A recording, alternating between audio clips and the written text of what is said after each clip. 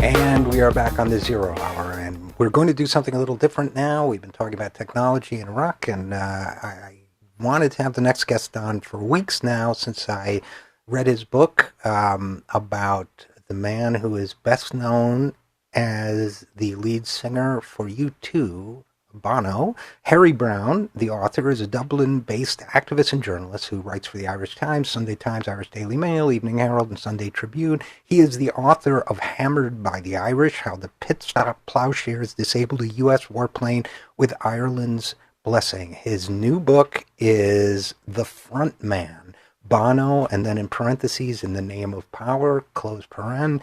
And this book explores Bono's relationship with the global power structure in terms of his very public and very self-proclaimed philanthropy. So Harry Browne, thanks so much for joining us. Thank you. Now you're joining us from Belfast, I understand. I am. I'm in Belfast at a conference about the Clash, funny enough, talking about that particular relationship between music and politics as it played out in the late 70s and early 80s. And it's very much the relationship that U2 and Bono arose from. So it's quite appropriate. One wonders what might happen had Joe Strummer lived, lead singer for The Clash, and debated Bono. That's a great thought. I mean, to a great extent, I mean, Joe lived for a good long time and was around long enough to see Bono, as I would see it, sort of decline into being a kind of handmaiden of the neoliberal elite.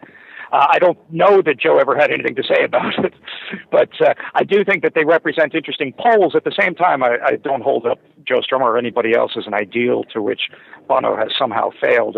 It's not the idea of the book. I mean, the idea, I guess, of the book is to just present some facts about those relationships and to encourage people to, I hope, maybe think a little bit differently about how a cultural figure like Bono relates to structures of political and economic power. Right, and let's talk about that. I didn't mean to hold the Clash up as an ideal either. I mean, the only band that matters is a debatable slogan and so on. But, okay, so basically, tell us a little bit about the angle of your book, rather than me doing it. I know you say, among other things, the publicity material for your book says Bono has become an unwitting symbol for a complacent, wealthy Western elite. So tell us a little bit about why you think that. Well, I guess what I attempt to do in the book is to lay out in terms of Ireland, in terms of Africa, and then in terms of kind of relationships to kind of global institutions, the way in which Bono, I think, based on a set of largely good intentions, found himself drawn into first to the kind of the office of the Prime Minister and the Chancellor of Exchequer in Britain, drawn into the White House and the halls of power in Washington, drawn into the structure of foundations and philanthropic organizations and corporations in both sides of the Atlantic, and indeed in Africa, and that in effect he went from being a sort of a symbol of a certain kind of resistance to the idea that the poor are always with us, to becoming a symbol of the rich and their good intentions towards the poor. It seems to me that if there's one moment that sort of captures that, it's the Make Poverty History campaign in 2005, when most of the people who were experts in global poverty, and many, particularly African experts in global poverty, thought that the G8 that year that in Scotland had basically sold out the poor again. Bono stood beside Tony Blair and George Bush. He got them to sign a declaration, and he said, "Look, it's done now. We're well on our way to conquering poverty." And that story that he tells, that he and Bill Gates and now Barack Obama, then it was Tony Blair and George Bush, that they have the interests of the poor at heart, and that really the rest of us can wait and watch as they bring the best ideas and the best expertise into play to eradicate poverty. That, it seems to me, is the reality of what Bono has become, and it's the danger of what he's become. Well, I'll tell you, it's an incident, a quote kept coming to mind reading your book, which is, when I was very young but still interested in politics, I saw Leroy Jones, as he was then known, Sure. interviewed on a talk show, and somebody asked him what he thought about folk music, white protest music and so on. He said, I think those folk singers are the sensitive antennae of white racism. And what kept coming to my mind reading your book was that Bono and maybe one or two other celebrities like him, but really is kind of this, is he the sensitive antennae of a global economic elite where you can participate in it but feel wonderful about yourself at the same time as to sort of diffuse any guilt? Is he kind of an inoculation against guilt? Is that his role? I think that's a wonderful insight. And Amiri Baraka is a New Jersey guy like myself, so or was indeed. We lost him recently, and I think that's a great idea, and it's a great concept that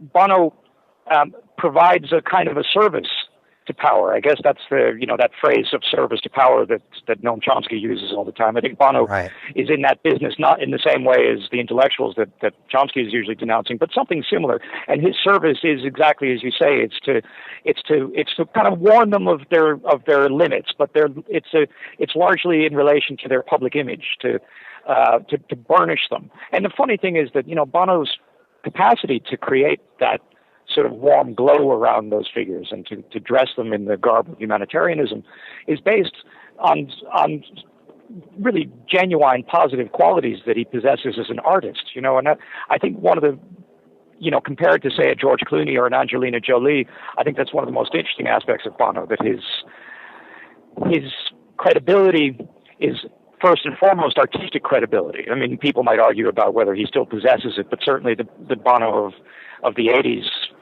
early 90s had it. And Yeah. and it was an artistic and moral credibility that he was able to take from the realm of cultural production and move it into the realm of philanthropy.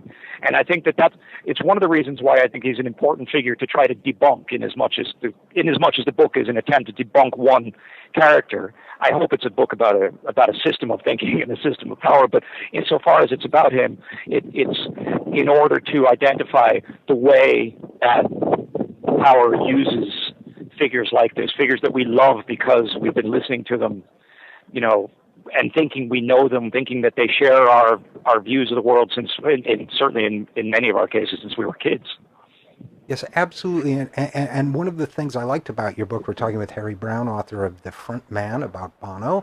One of the things I liked about your book is not mean-spirited. It's not, you're not trashing the guy, and you recognize his genuine artistic achievements and so on, which I think a lot of us feel very warmly about. But, the other personality that kept coming to mind reading the book was Bill Clinton.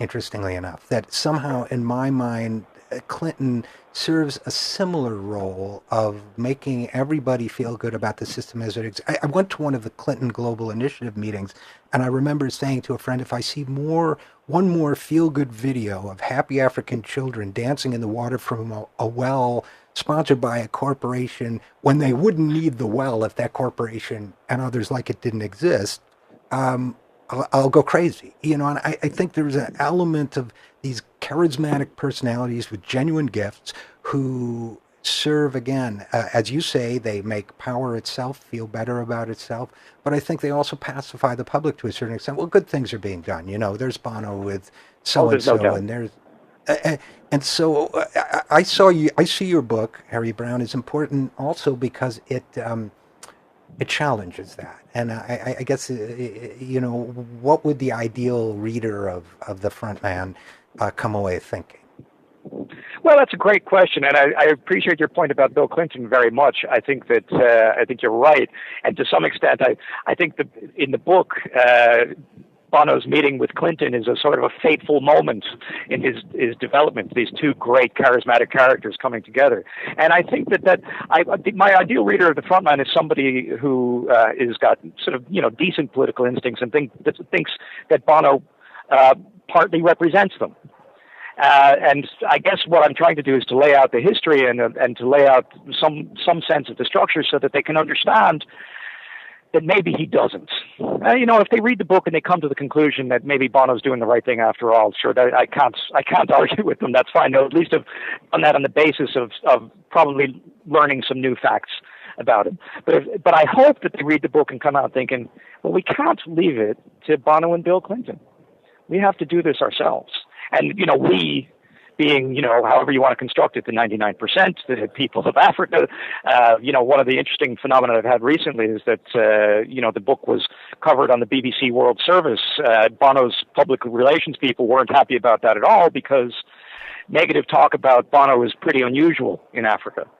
And I do think, in the public sphere, if you like, on the likes of the BBC World Service, which goes out to millions of people in Africa. So I think it's really important that we come to understand these figures, these Clintons, these Bonos, these Geldofs, these Clooneys, and understand them not only in terms of their own personal virtue, which in many cases is great, but understand them in terms of larger structures which continue to, to create great amounts of immiseration and poverty around the world.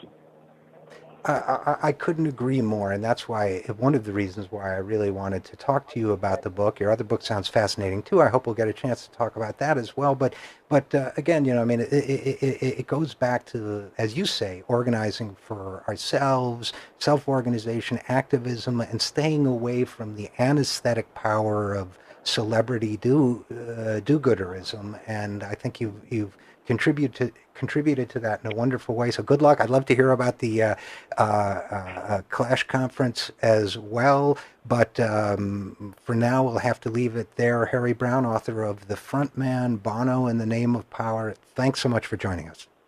Thank you.